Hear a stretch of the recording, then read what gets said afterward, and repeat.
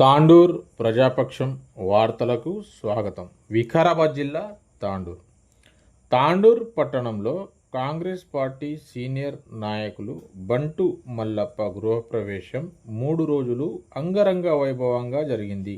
ఈ సందర్భంగా ఈ వేడుకకు అతిరథ మహారథులందరూ హాజరయ్యారు. అందులో భాగంగానే కాసాని వీరేశం ఈ వేడుకకు హాజరై ఆయన మాట్లాడుతూ బీసీల రిజర్వేషన్ కొరకై కేంద్ర ప్రభుత్వం వెనుకడుగు వేస్తుందని, వెంటనే బీసీలకు 42% రిజర్వేషన్లు అమలు పరచాలని, అలాగే విద్యార్థులకు న్యాయం జరగాలని, అందుకొరకే వెంటనే 42% బీసీ రిజర్వేషన్లు అమలు పరచాలని డిమాండ్ చేశారు. ఈ సందర్భంగా పలువురు నాయకులు బంటు మల్లప్ప నూతన గృహప్రవేశం సందర్భంగా వారి కుటుంబానికి శుభాకాంక్షలు తెలియజేశారు.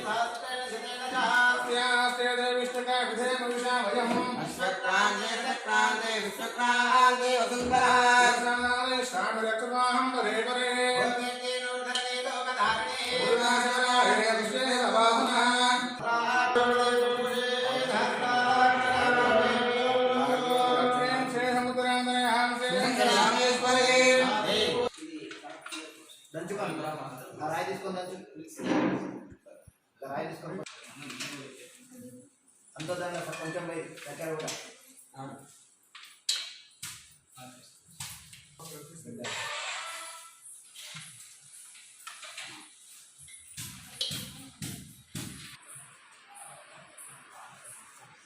కానీ ఒకసారి ఆ విషయం పంతో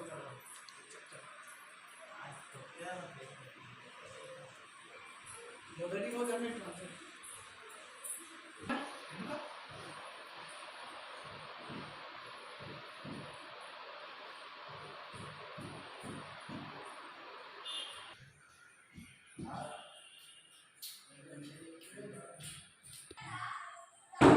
అంత డిస్టి అంత పోతుందిగా కదా. ఇగో ఆడుకోండి కానీ జాగ్రత్త.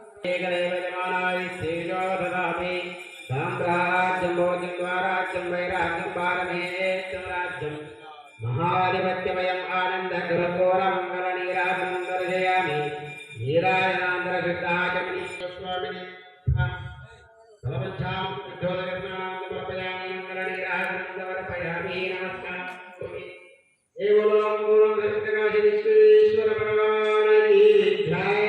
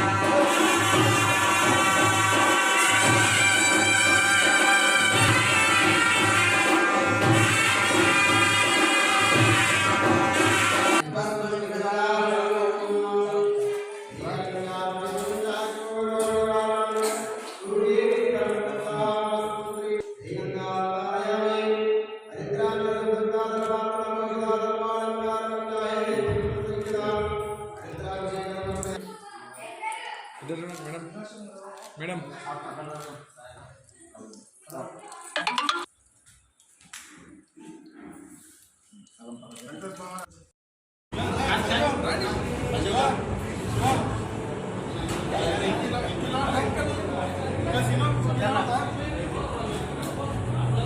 రమేష్ శ్రీకాంత్ శివయ్య కదా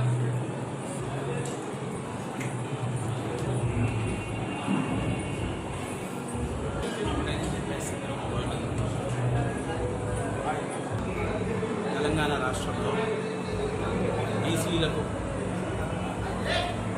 రిజర్వేషన్స్కి సంబంధించినటువంటి విషయంలో స్థానిక సంస్థల్లో 42% పాటు చట్టసభల్లో కూడా రిజర్వేషన్స్ కల్పించాలన్న ఒక చిరుకాలంగా ఏదైతే చాలా సంవత్సరాలుగా ఏదైతే చేస్తున్నటువంటి ఉద్యమాలు కానివ్వండి పోరాటాల ద్వారా ఈరోజు రాష్ట్రం మొత్తం కూడా సబ్బండ జాతులన్నీ ఒకే తాటిపైకి ఒక వాదం పైకి వచ్చింది. మేమెంతో మాకంతా అనే నినాదం ఏదైతే తీసుకొస్తున్నారో చట్టసభల్లో రిజర్వేషన్స్ కల్పించే దిశగా పార్టీలన్నీ కూడా ముందుకు రావాలి. దాంతోపాటు 42% రిజర్వేషన్లు కల్పించినటువంటి రాష్ట్ర ప్రభుత్వం కూడా ఇతర పార్టీలను అన్నింటినీ కూడా ఒప్పించి అవి ప్రెసిడెన్షియల్ ఆర్డర్స్ తీసుకొచ్చే విధంగా చేసి స్థానిక సంస్థల్లో ఆ రిజర్వేషన్స్ని ఇంప్లిమెంట్ చేసే విధంగా చూడాలి. లేకపోతే మన యొక్క తెలంగాణ రాష్ట్రంలో మరో బీసీల ఉద్యమం అవుతుంది.